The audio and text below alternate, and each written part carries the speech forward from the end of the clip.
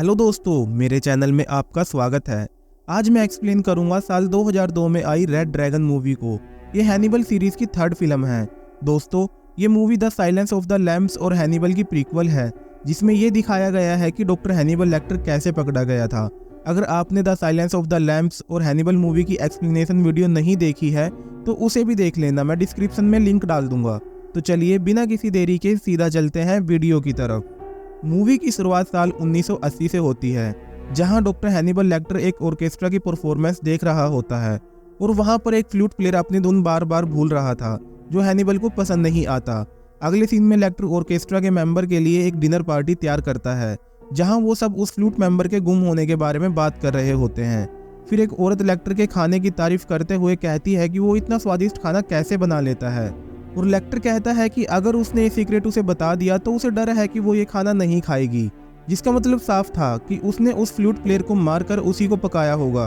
Party खत्म होने के बाद लेक्टर के घर पर FBI एजेंट विल ग्राहम आता है। वो लेक्टर के साथ एक केस डिस्कस करता है, जिसमें एक सीरियल किलर लोगों को मारकर उनके खाने लायक बॉडी पार्ट निकाल लेता है, और वो लेक्टर को कहता है कि जरूर ये किलर एक कैनिबल होगा जो लोगों को मारकर उनके बॉडी पार्ट खा लेता होगा। जिसे सुनकर लेक्टर कहता है कि क्यों ना वो कल सुबह उसके पास आए, ताकि वो इस केस के बारे में डिटेल में बात कर सकें। जब विल वहां से जाने लगता है तो उसकी नज़र एक बुक पर पड़ती है, जिसमें इंसानों के बॉडी पार्ट को पकाने की विधि लिखी हुई थी, जिसे देखकर विल समझ जाता है कि वो सीरियल किलर कोई और नहीं बल्कि डॉक्टर हैनिबल लेक्टर ही है। तभी लेक्टर उसे एक नाइफ से स्टैब कर देता है और लेक्टर विल को मारने ही वाला था, लेकिन विल पास में पड़े एरो को लेक्टर के पेट में घुसा देता है और अपनी गन से उसे शूट कर देता है, जिसकी वजह से लेक्टर बेहोश हो जाता है और पकड़ा जाता है। इसके बाद ये खबर फैल जाती है कि एजेंट विल ग्राहम ने डॉक्टर हैनिबल लेक्टर को पकड़ा है, जिस दौरान वो बहुत बुरी तरह से जख्मी भी हो गया है। इसके बाद कहानी कुछ साल आगे बढ़ती है, जहां अब एजेंट ग्राहम FBI क्विट कर चुका है, क्योंकि वो हैनिबल के हमले से ट्रोमा में होता है और अपनी बीवी मोली और बेटे जोस के साथ एक बीच हाउस में रह रहा होता है। तभी FBI एजेंट जैक क्रॉफोर्ड उससे मिलने आता है और उसे एक सीरियल किलर टूथ फेरी के बारे में बताता है, जो अपने विक्टिम को फुल मून नाइट में मारता है और शीशे के टुकड़ों से उनकी आंखें निकाल लेता है, और हाल ही में उसने 2 फैमिलीज को मारा है। और क्रॉफोर्ड उसे पकड़ने में विल से मदद मांगता है, क्योंकि वो ही था जो उसे पकड़ सकता था, और विल भी उसकी मदद करने के लिए मान जाता है। लेकिन विल की वाइफ मोली लेक्टर के हमले के बाद बहुत डरी हुई थी, और विल उसे समझाते हुए कहता है कि वो बस इन्वेस्टिगेशन में उनकी मदद करेगा और वापस आ जाएगा। अगले दिन विल लीड्स फैमिली के घर जाता है, जो कि टूथ फेरी के पहले विक्टिम थे, जहां वो मिस्टर लीड्स के रूम में जाता है और उसका बेड देखता है, और वहां पर बहुत खून के निशान होते हैं, जिससे उसे पता चलता है कि किलर ने मिस्टर लीड्स के गले को काटा था और मिसिस लीड्स को पेट में गोली मारी थी। लेकिन उसने मिसिस लीड्स को जान से नहीं मारा, क्योंकि वो चाहता था कि वो अपने पति को मरते हुए देखे। इसके बाद विल बच्चों के रूम में जाता है और वहां पर खून के निशान देखता है, जिससे उसे पता चलता है कि किलर ने पहले बच्चों को गोली मारी, फिर उन्हें घसीटकर उनके पेरेंट्स के रूम में ले गया। और जब वो बाथरूम में जाता है तो वहां का मिरर टूटा हुआ था, जिससे उसे पता लगता है कि टूथ फेरी ने शीशे के टुकड़े उनकी आंखों में डाले थे। इसके बाद वो अपने घर आ जाता है और लीड्स फैमिली की केस फाइल स्टडी करने लगता है, और मिसिस लीड्स की पोस्टमार्टम रिपोर्ट देखने से उसे पता चलता है कि मिसिस लीड्स की थाई पर पाउडर मिला था, जिसे देखकर वो समझ जाता है कि टूथ फेरी ने जरूर अपने ग्लव्स निकाले होंगे और मिसिस लीड को छुआ होगा। दोस्तों, आपको तो पता ही होगा कि रबर ग्लव्स डालने के लिए हाथों पर पाउडर लगाना पड़ता है, और उसने शीशे के टुकड़े उनकी आंखों में इसलिए डाले थे ताकि वो उनकी आंखों में खुद को देख सके, और वो एक ऑडियंस चाहता था, ताकि वो जब मिसिस लीड्स को छुए तो वो ऑडियंस उसे देख सके, और इसीलिए वो बच्चों की डेड बॉडी को घसीटकर उनके पेरेंट्स के रूम में ले गया था। इसके बाद वो क्रॉफोर्ड को फोन करता है और उसे सारी बात बताता है, और मिसिस लीड्स की आंखें चेक करने के लिए कहता है, क्योंकि उसे लगता है कि टूथ फेरी ने उसकी आंखों को टच किया होगा। अगले दिन विल FBI की मीटिंग में जाता है, जहां एक डॉक्टर टूथ फेरी के बाइट को देखकर उन्हें एक जबड़े का सैंपल दिखाता है, जिससे कि उन्हें अंदाजा हो सके कि टूथ फेरी के दांत कैसे दिखते हैं। और फिर विल उन्हें बताता है कि टूथ फेरी की मेन टारगेट मिसिस लीड्स और मिसिस जकोबी थी, और बाकी फैमिली मेंबर्स को उसने ऐसे ही अपनी फैंटेसी के लिए मारा था, और वो ऐसे ही किसी रैंडम पर्सन को नहीं मारता, बल्कि वो अपने टारगेट को बड़े ही ध्यान से चुनता है, और उनमें कोई ना कोई कॉमन फैक्टर जरूर होगा, और वो ये कैसे और क्यों करता है वो उन्हें ढूंढना होगा, तभी वो उस किलर को पकड़ पाएंगे। इसके बाद क्रॉफोर्ड को फोरेंसिक डिपार्टमेंट से कॉल आता है कि उन्हें मिसिस लीड्स की एक आंख में टूथ फेरी के लेफ्ट हैंड थंब का निशान मिला है। अब बाहर जाते टाइम उन्हें लाउंस नाम का एक न्यूज रिपोर्टर मिलता है, जिसने लेक्टर के केस में विल के खिलाफ कुछ गलत न्यूज छापी थी, जिसकी वजह से विल उससे काफी गुस्सा था और वो उसका कॉलर पकड़ लेता है और उसे उससे दूर रहने के लिए कहता है। इसके बाद विल क्रोफोर्ड को कहता है कि आज तक उसके सभी केसेस में लेक्टर उसकी मदद करता आया है, इसलिए उसे इस केस में भी लेक्टर की मदद लेनी होगी।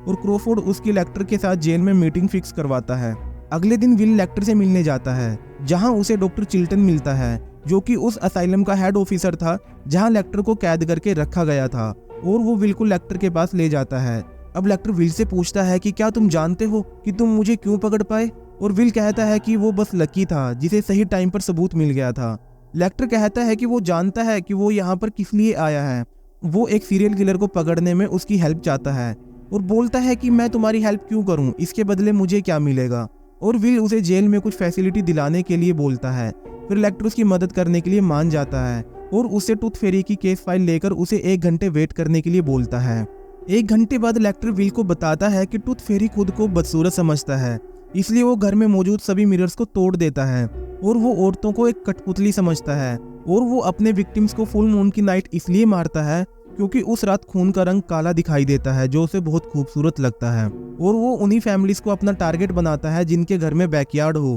ताकि वो उनके खून से लथपथ नूड बॉडी को चांद की रोशनी में देख सके। इसके बाद वो विल को टोंट करते हुए कहता है कि विल उससे डरता है और वो उसे इसलिए ही पकड़ पाया क्योंकि वो दोनों एक जैसा ही सोचते हैं। इसके बाद विल वहां से बाहर आ जाता है और न्यूज रिपोर्टर लाउंस उसकी कुछ फोटोज ले लेता है और न्यूज़पेपर में छाप देता है कि एजेंट विल ग्राहम अब वापस आ चुका है और अब लेक्टर की मदद से टूथ फेरी को पकड़कर ही रहेगा। अगले दिन विल टूथ फेरी के दूसरे विक्टिम जकोबी के घर जाता है, जहां उसे उनके घर के बैकयार्ड में एक पेड़ पर एक सिंबल मिलता है जिसे टूथ फेरी ने बनाया था। इसके बाद हमें टूथ फेरी को दिखाया जाता है जो अपने अबेंडेंट हाउस में अकेला रहता था, और हमें दिखाया जाता है कि बचपन में उसकी दादी उसे बदसूरत बोलकर बहुत डांटती थी और इसी वजह से वो अब अपने चेहरे पर मास्क लगाता है और उसका रियल नेम फ्रांसिस है। फिर वो अपने लॉकर से एक बड़ी सी बुक निकालता है जिसका टाइटल होता है behold a great red dragon. असल में ये बुक उसकी पर्सनल डायरी थी जिसमें उसने अपनी लाइफ में घटी सभी घटनाओं को लिखा हुआ था और अपने सभी विक्टिम्स की डिटेल और उनकी फोटोज भी लगाई हुई थी।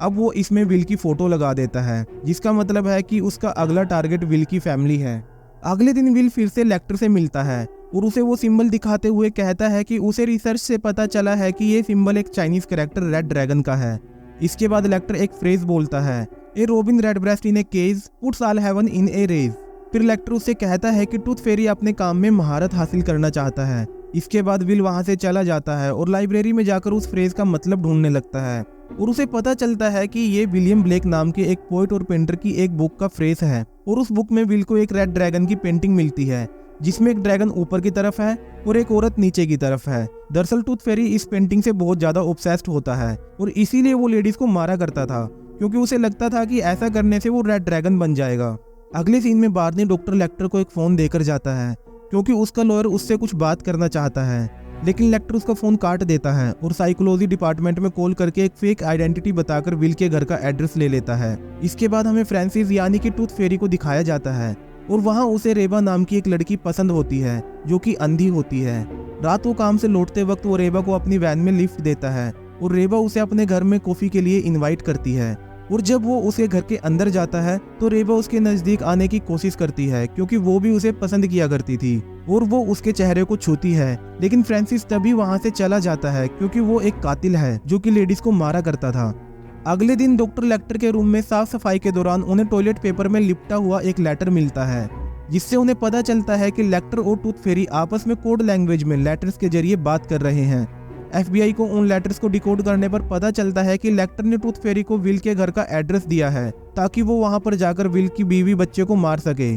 अब FBI तुरंत विल के घर पर टीम भेजती है जो विल की बीवी बच्चों को वहां से रेस्क्यू कर लेते हैं जिससे उनकी जान बच जाती है और उन्हें एक सेफ जगह पर लाया जाता है। लेक्टर की इस हरकत की वजह से उसके रूम की सभी फैसिलिटीज वापस ले ली जाती हैं। इसके बाद विल अपनी वाइफ को प्रोटेक्शन के लिए शूटिंग सिखाता है। अगले दिन FBI लाउंस को अरेस्ट करती है क्योंकि उसके पास उन्हें एक फेक ID मिली थी। विल लाउंस को एक ऑफर देता है कि अगर वो टूथ फेरी के बारे में उनके हिसाब से एक खबर छापेगा तो वो उसे जाने देंगे और विल उसे छापने के लिए एक फेक स्टोरी देता है जिसमें वो बताता है कि टूथ फेरी बदसूरत है और वो अपोजिट सेक्स के लिए इम्पोर्टेंट है और इसीलिए वो अपने मेल विक्टिम्स को सेक्सुअली मोलेस्ट भी करता है और उन्हें ये सब डॉक्टर लेक्टर ने बताया है। अगले दिन न्यूज़पेपर में ये खबर देखकर फ्रांसिस को बहुत गुस्सा आता है और वो लाउंस को किडनैप कर लेता है और अपने घर ले जाता है और उसे अपना टैटू दिखाते हुए कहता है कि वो रेड ड्रैगन है। और फिर वो उसे अपने विक्टिम्स की डेड बॉडीज की फोटोज दिखाता है, जिन्हें देखकर लाउंस पूरी तरह से डर जाता है और उसे अपनी जान की भीख मांगने लगता है। इसके बाद टूथ फेरी लाउंस से अपने बारे में एक बयान रिकॉर्ड करवाता है और फिर अपने पैने दांतों से उसके चेहरे को खा लेता है। इसके बाद वो लाउंस को व्हील चेयर के साथ ही आग लगा देता है और उसे बाहर फेंक देता है। अगले दिन FBI को वो रिकॉर्डिंग मिलती है जिसमें लाउंस कहता है कि टूथ फेरी एक महान रेड ड्रैगन है और वो उसकी सेवा करना चाहता है और उसे पता है कि विल ने उससे झूठी खबर छपवाई है। इसके बाद विल फिर से लेक्टर के पास जाता है और उसे टूथ फेरी को उसे मारने के लिए उसके पास भेजने के लिए कहता है ताकि वो उसे पकड़ सके। फिर लेक्टर उससे कहता है कि ऐसे आदमी को ढूंढो जिसके चेहरे पर बहुत सी सर्जरीज हुई हों और जिसकी पीठ पर एक रेड ड्रैगन का टैटू है। जिसके जवाब में विल कहता है कि ये सब वो पहले से जानता है और वो लेक्टर से पूछता है कि वो अपने विक्टिम्स कैसे चुनता है और लेक्टर कहता है कि इसका जवाब उसने पहले ही दे दिया था, लेकिन उसने उस बात पर गौर नहीं किया, इसलिए अब विल को खुद उसको ढूंढना होगा। अब लेक्टर आगे कुछ बताने से पहले एक अच्छा डिनर और म्यूजिक मांगता है। दूसरी तरफ हम फ्रांसिस को देखते हैं जो रेबा को लेकर एक हॉस्पिटल जाता है और उसे एक टाइगर को टच करवाता है, जिससे रेबा बहुत खुश हो जाती है और उसके साथ उसे घर चली जाती है, जहां वो दोनों इंटीमेट होते हैं। अगली सुबह जब वो उठता है तो उसके अंदर का रेड ड्रैगन यानी कि सीरियल किलर रेबा को मारने के लिए कहता है, लेकिन फ्रांसिस उससे प्यार करता था, इसलिए वो उस किलर की नहीं सुनता और अब वो रेबा के लिए खुद को मारने ही वाला था, लेकिन वो रुक जाता है और रेबा को उसके घर पर ड्रॉप कर देता है और उससे दूर रहने के लिए कहता है। इसके बाद वो एक म्यूजियम में जाता है और वहां पर 2 एम्प्लॉइज को मार देता है और रेड ड्रैगन की ओरिजिनल पेंटिंग को खा जाता है। वो ऐसा इसलिए कर रहा था क्योंकि वो रेबा के साथ रहना चाहता था, क्योंकि एक रेबा ही है जो उससे अच्छे से पेश आती है और उससे प्यार करती है, इसलिए वो अपने अंदर के सीरियल किलर रेड ड्रैगन को मारना चाहता है ताकि वो हमेशा के लिए रेबा के साथ रह सके। इसके बाद हम विल को देखते हैं जो कि लीड्स और जकोबी फैमिली की वीडियोस देख रहा था, जहां उसे पता चलता है कि ये दोनों वीडियोस एक ही स्टूडियो में बनाई गई है और वो उस स्टूडियो में जाता है। फ्रांसिस भी इसी स्टूडियो में काम किया करता था और विल वहां पर टूथ फेरी की फिजिकल डिस्क्रिप्शन बताता है, जिससे उसे पता चलता है कि फ्रांसिस नाम का एक आदमी टूथ फेरी है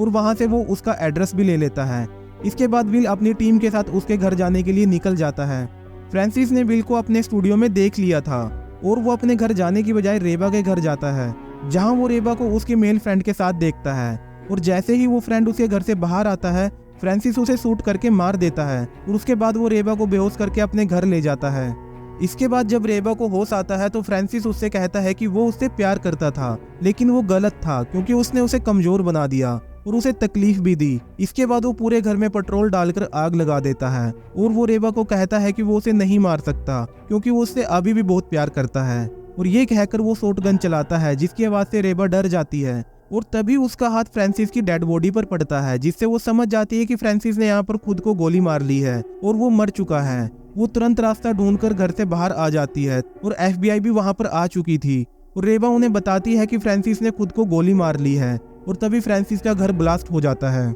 अगले दिन रेबा विल को सब कुछ बताती है और विल उससे कहता है कि उसके प्यार ने उसे बदल दिया था और वो वहां से चला जाता है। उसी रात विल अपने घर में अपनी फैमिली के साथ टाइम स्पेंड कर रहा था और जो उस घर में कुछ सामान लेने के लिए जाता है और उसे बहुत देर हो जाती है, लेकिन वो बाहर नहीं आता, इसलिए विल उसे लेने घर के अंदर जाता है और घर में उसे कुछ अजीब सा लगता है। इधर क्रोफोर्ड को फोरेंसिक से पता चलता है कि जो हड्डियां उन्हें उस जले हुए घर से मिली थी वो फ्रांसिस की नहीं है, यानी टूथ फेरी अभी भी जिंदा होता है और क्रोफोर्ड विल को फोन करता है उसे ये सब बताने के लिए। इधर हम विल को देखते हैं जो एक नाइफ उठाकर अपने बेटे को ढूंढ रहा था और उसके घर के सभी मिरर्स टूटे हुए थे, जिसे देखकर वो समझ जाता है कि जरूर टूथ फेरी अभी जिंदा होगा। इसके बाद विल जोस के रूम में जाता है जहां वो देखता है कि टूथ फेरी ने उसे पकड़ रखा है। अब विल को पता था कि फ्रांसिस को बचपन में उसकी दादी के द्वारा बहुत टॉर्चर किया गया था, इसीलिए वो जोस को डांटने लगता है, जिसे सुनकर टूथ फेरी को अपना बचपन याद आ जाता है और वो जोस को छोड़कर विल पर अटैक कर देता है और उन दोनों के बीच हाथापाई होने लगती है, जिसमें विल टूथ फेरी को जख्मी कर देता है और जोस को लेकर दूसरे रूम में चला जाता है। इसके बाद मोली जोस और विल को ढूंढती हुई घर में आ जाती है और टूथ फेरी उसे गन पॉइंट पर ले लेता है और विल मोली को नीचे झुकने के लिए कहता है, जिससे विल और फ्रांसिस आमने सामने हो जाते हैं और एक दूसरे पर शूट करना शुरू कर देते हैं, जिससे वो दोनों जख्मी हो जाते हैं और विल मोली को गन देता है और उसे फ्रांसिस को शूट करने के लिए कहता है और मोली वो गन लेती है और फ्रांसिस को माथे पर शूट कर देती है, जिससे वो मारा जाता है। इस हादसे के बाद विल FBI से फुल रिटायरमेंट ले लेता है और अपनी फैमिली के साथ हमेशा के लिए वहाँ से चला जाता है। अब लेक्टर विल को एक लेटर भेजता है जिसमें उसने लिखा था कि वो उसे कभी ना भूले क्योंकि उसने केस सोल्व करने में उसकी मदद की थी। इधर जेल में डॉक्टर चिल्टन लेक्टर के पास आता है और उससे कहता है कि एक फीमेल FBI एजेंट आई है जो उससे मिलना चाहती है एक केस के सिलसिले में, और उसका नाम है क्लैरिस स्टार्लिंग, और लेक्टर उसे अपने पास भेजने के लिए कहता है और इसी के साथ ये मूवी खत्म हो जाती है। तो दोस्तों ये थी रेड ड्रैगन मूवी की कहानी। उम्मीद करता हूँ आपको पसंद आई होगी। अगर पसंद आई है तो वीडियो को लाइक करना और चैनल को सब्सक्राइब करना बिल्कुल ना भूलें, और कमेंट करके मुझे ये भी बताएं कि इसका नेक्स्ट पार्ट हैनिबल राइजिंग मुझे लाना चाहिए या नहीं। तो चलिए मिलते हैं अगली वीडियो में एक नई कहानी के साथ। तब तक के लिए बाय बाय।